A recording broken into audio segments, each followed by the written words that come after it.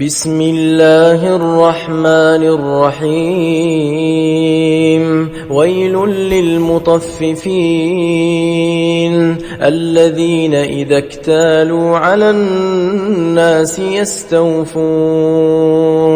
وإذا كالوهم أو وزنوهم يخسرون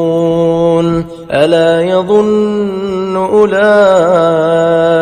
أنهم مبعوثون ليوم عظيم يوم يقوم الناس لرب العالمين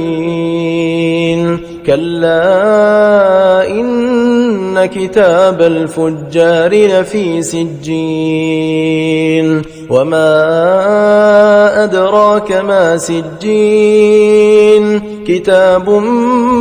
مرقوم ويل يومئذ للمكذبين